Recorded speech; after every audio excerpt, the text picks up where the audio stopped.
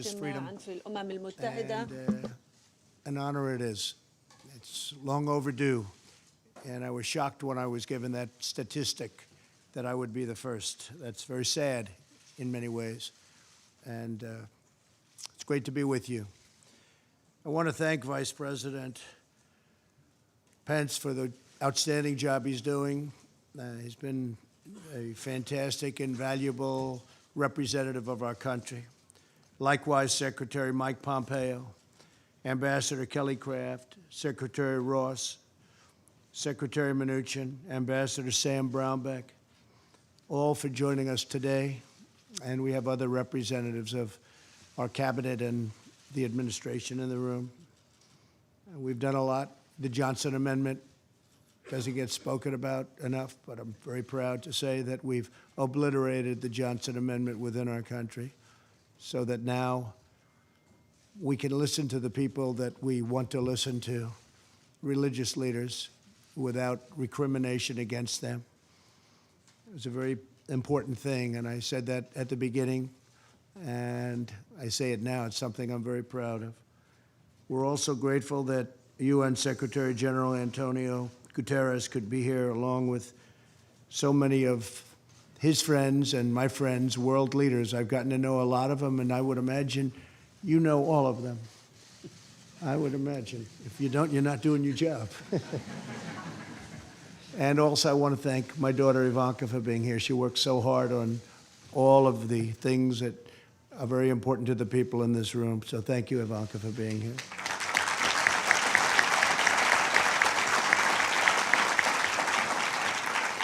The United States is founded on the principle that our rights do not come from government, they come from God. This immortal truth is proclaimed in our Declaration of Independence and enshrined in the First Amendment to our Constitution's Bill of Rights. Our founders understood that no right is more fundamental to a peaceful, prosperous, and virtuous society than the right to follow one's religious convictions. Regrettably, the religious freedom enjoyed by American citizens is rare in the world. Approximately 80% of the world's population live in countries where religious liberty is threatened, restricted, or even banned. And when I heard that number, I said, please go back and check it because it can't possibly be correct. And sadly, it was 80%. As we speak, Jews, Christians, Muslims, Buddhists, Hindus, Sikhs, Yazidis, and many other people of faith are being jailed, sanctioned, tortured, and even murdered, often at the hands of their own government, simply for expressing their deeply held religious beliefs. So hard to believe. Today, with one clear voice, the United States of America calls upon the nations of the world to end religious persecution.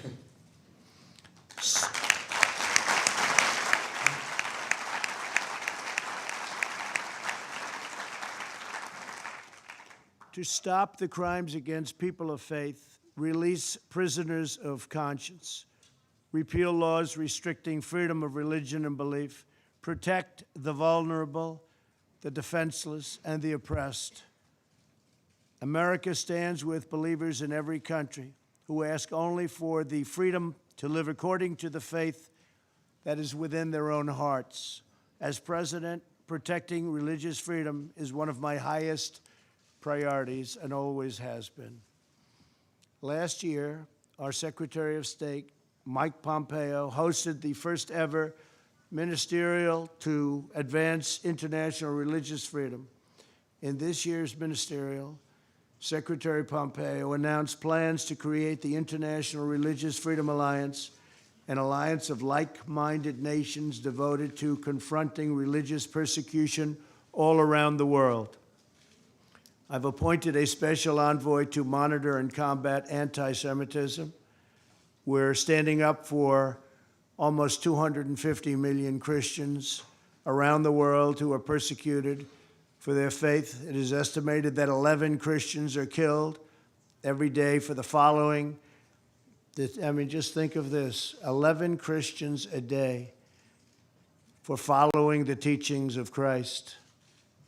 Who would even think that's possible in this day and age? Who would think it's possible? With us today is Pastor Andrew Brunson, who was imprisoned in Turkey for a long period of time. Last year, my administration was thrilled to bring him back home after a very short and respectful negotiation with a very strong man, and a man who's become a friend of mine, fortunately, President Erdogan of Turkey. I called the president. I said, he's an innocent man. They've been trying to get Andrew out for a long time, previous administration. I don't think they tried too hard, unfortunately. But I want to thank President Erdogan, and I want to thank you, Pastor, for being here with us today. Where is Andrew? Is he around someplace? Thank you, Andrew.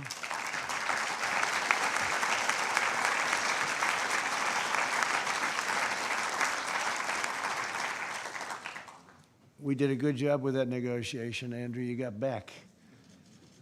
Wasn't easy, it wasn't pretty, but you got back, and we're proud of you. You have a great family.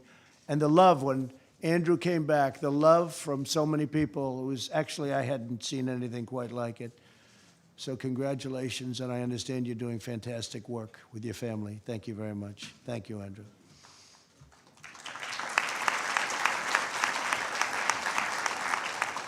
And I also want to thank Franklin Graham, because he's been so instrumental in everything we're doing. He's done such an incredible job in so many different ways, including floods and hurricanes. And every time I go, I see Franklin there. He's always there before me. I don't know how he gets there before me. I'm going to beat him one day, but he's always at these places of really disaster areas. He's right there with an incredible, large staff of volunteers that are just amazing. Thank you very much. And Cece, thank you very much. Thank you very much.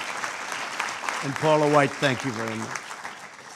In July, I met with survivors of religious persecution at the White House, and we're honored that many of them could be here today as well. Some of these individuals suffered as a result of state-sponsored persecution, others at the hands of terrorists and criminals. No matter the case, America will always be a voice for victims of religious persecution everywhere. No matter where you go, you have a place in the United States of America. Could I ask those folks to stand up, please? Please stand up.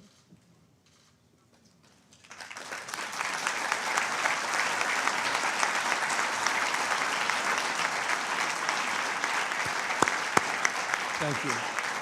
Thank you very much. In recent times, the world has also witnessed devastating acts of violence in sacred places of worship. In 2016, an 85-year-old Catholic priest was viciously killed while celebrating Mass in Normandy, France. In the past year, the United States endured horrifying anti-Semitic attacks against Jewish Americans at synagogues in Pennsylvania and California. In March, Muslims praying with their families were sadistically murdered in New Zealand. On Easter Sunday this year, terrorists bombed Christian churches in Sri Lanka, killing hundreds of faithful worshipers. Who would believe this is even possible? These evil attacks are a wound on all humanity. We must all work together to protect communities of every faith. We're also urging every nation to increase the prosecution and punishment of crimes against religious communities. There can be no greater crime than that. This includes measures to prevent the intentional destruction of religious sites and relics. Today, the Trump administration will dedicate an additional $25 million to protect religious freedom and religious sites and relics. We're also pleased to be joined today by many of the partners from the business community as we announce a very critical initiative. The United States is forming a coalition of U.S. businesses for the protection of religious freedom. This is the first time this has been done.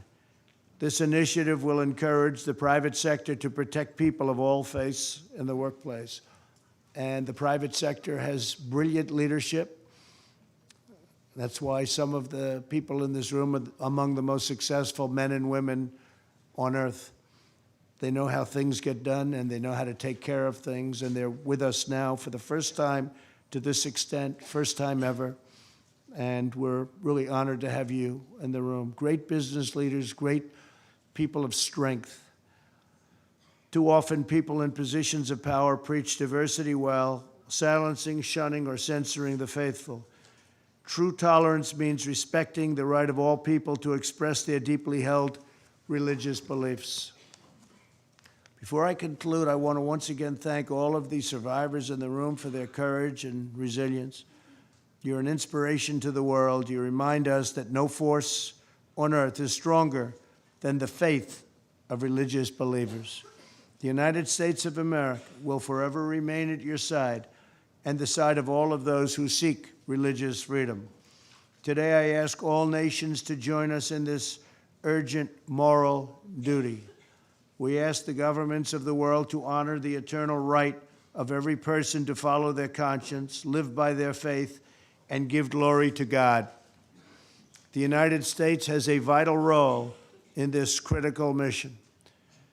Secretary General Guterres will now share a few words on the UN's efforts to promote religious liberty for all, and he has been a champion of exactly what we're in this room for. So I want to thank everybody for being here. God bless you. God bless the faithful. And God bless America. Thank you very much. Thank you.